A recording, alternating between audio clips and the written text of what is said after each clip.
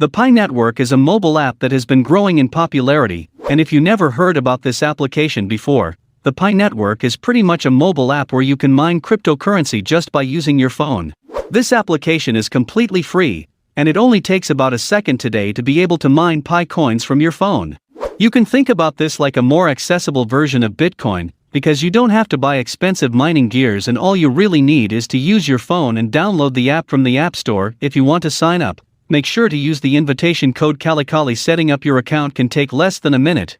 And you also only spend about a second and a mining Pi, and if you really think about it, it's pretty much an obvious choice. So join the Pi Network. In this video, I want to ask a really important question, which is, how does a Pi network make money? Although many people speculate on the value of a Pi coins, we still don't have a definitive answer as of right now.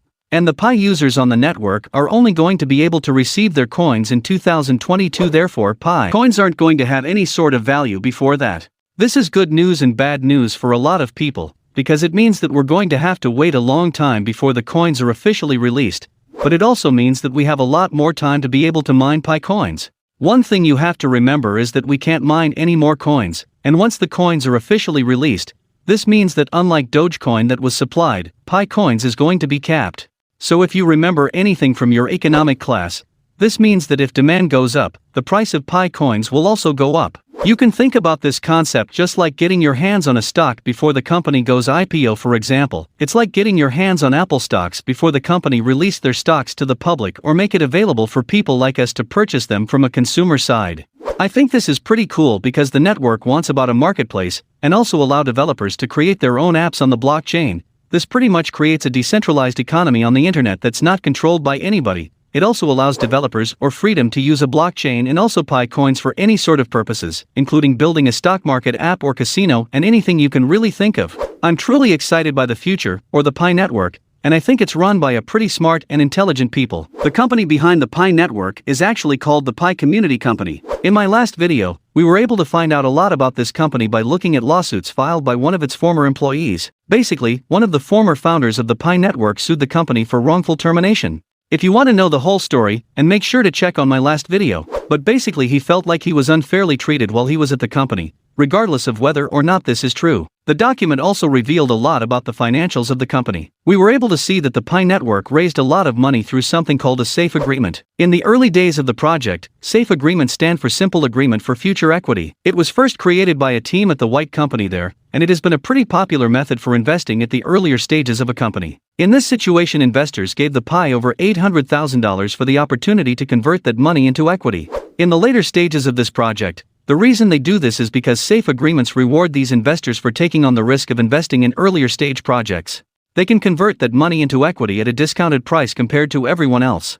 For example, they might be able to buy shares of the Pi number, get 70 cents when everyone else is buying shares, the Pi Network at $1. When we take a look at the official complaint filed by Vince MC Phillip in the Supreme Court of California, Santa Clara, we can see that the Pi Network was already valued at around $20 million as early as February of 2020. During this time, the network only had about 3.5 million members. More recently, the network now has over 25 million members as of August of 2021. This means that since then, the Pi Network has grown about 6 times what it was back then. In this case, evaluation was determined by the number of members. This also means that the Pi Network should now be worth around $80 million, but all we can say for sure as of right now is that they raised about $800,000 through SAFE agreements. This has been one of the best ways the pandemic raised money at its earlier stages in 2020. I also wouldn't be surprised that the company is issuing debt or equity. I think they're big enough now to issue debt or equity at a large scale. This would also reward allowed investors who decided to take on SAFE agreements with the company earlier on to some things. The Pi Network made a lot of money through issuing SAFE agreements, issuing equity, and also issuing debt.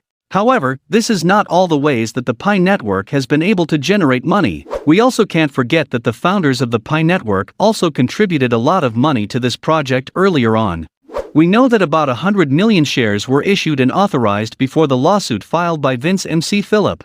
We also see there an additional 1.5 billion shares were authorized during the lawsuit itself. When we take the issue price on the document, we can estimate that the founders here contributed about $55,000. To the company themselves, don't forget that Vince decided not to participate in this issuance. This basically means that he never got his 500 million shares. His ownership in the company likely dropped at 3%, and Dr. Callis and Dr. Thing are probably now the major stakeholders of the PIE network. This was another way that the Pi network was able to stay alive in its earlier days. Companies need money, and sometimes the founders had to dig into their own personal pockets to keep the companies alive. From the document we can see that the Pi network had a lot of cash issues back in those days. For example, Christina Verjeet, former Sony executive who now works for the Pioneer Work, wasn't able to get paid for at least a year. It looks like at the time she worked as a contractor for the project and her invoice wasn't paid for at least a year. Companies and businesses need cash to operate, and running out of cash is the only way that a company would ever go under. I'm glad the Pi number goes able to get over this hurdle and survive as long as it did. In addition to this, they also opened up additional revenue streams like opening up ads on their platform. The Pi numbers started to use ads on their platform starting May of 2020. This might have been a way to resolve their cash issues at the time. However, this might also be really lucrative for the company. Let's say they now earns about $1 for every 1,000 impressions from the document filed by Ben. So we can see that the Pi network was doing about 3 million daily active users. This would mean that the network would earn about $3,000 each day, or about $90,000 each month. This number can only grow bigger and bigger as the number increases in size every single day. Just in the US alone, we can see that the network went from about 18,000 users back in September 2020. We can see that there's a total of 8 members on the core team.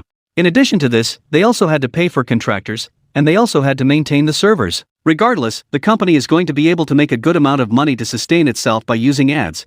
But the real money maker of this project really comes into play when the Pi coins are officially released. The developers of this project get around 25% of the total Pi supply, and did this calculation in another video, but it basically figures out a reasonable supply for the Pi coins. In total there should be around 77 billion coins.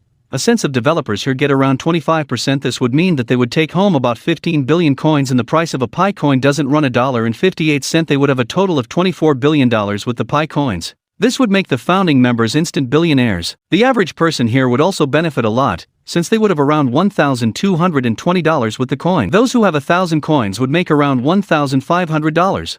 Those with 10,000 coins would make around $15,000. And those with 10,000 coins would make around $158,000. I hope you guys enjoyed this video. Make sure to like and subscribe and turn on the notification bell for more updates on our content and also other crypto content. I hope you guys enjoyed this video and had a great day. Like always, I'll see you guys next time with more Pi content and other cryptocurrencies updates.